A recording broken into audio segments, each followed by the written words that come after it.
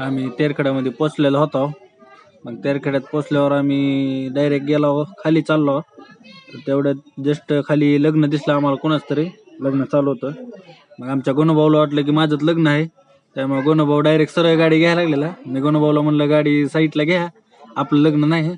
मग त्यांना साईडला गाडी घेतली, आता सरळ चाललेली होती ती.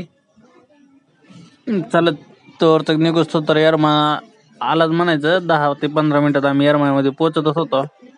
तोवरच आम्ही पेट्रोल पंपापाशी गेलो, पण पेट्रोल पंप बंद होता. मग काय आम्हाला खूप वाईट वाटलं. मग म्हणलं येरमाळ्यात पेट्रोल पंपावर जाऊन पेट्रोल टाकाईन, गाडी जाईन का नाही म्हणून आम्हाला खूप मनामध्ये दुःख व्हायची. पण तरी आम्ही तसंच चालायला लागलो गाडी घेऊन. आम्हाला वाटत तर नव्हतं येरमाळ्यात जाईन म्हणून. तरी आम्ही एक घरी येऊन टीचर करून चालतो की येरमाळ्यात गाडी कसल्या हलकीत जायचं म्हणून. पोचलो येरमाळ्यात. पोचल्यावर आम्हाला डोंगरावर जायचा विचार होता. मग आम्ही डोंगरावर चलत दिसलो. मग आम्हाला पुढं व्ह्यू भारी दिसला एकदम. मग म्हणलं व्हिडिओ काढावा मस्तपैकी एक, म्हणून चालू केला व्हिडिओ.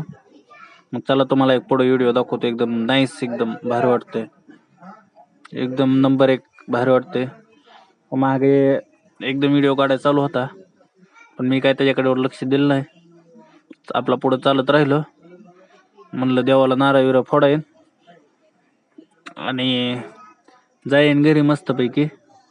मग चला तुम्हाला पाठीमागून व्ह्यूज दाखवतो कसा आहे नजारा. एक नंबर दिसतो, एकदम भारी वाटत होतं.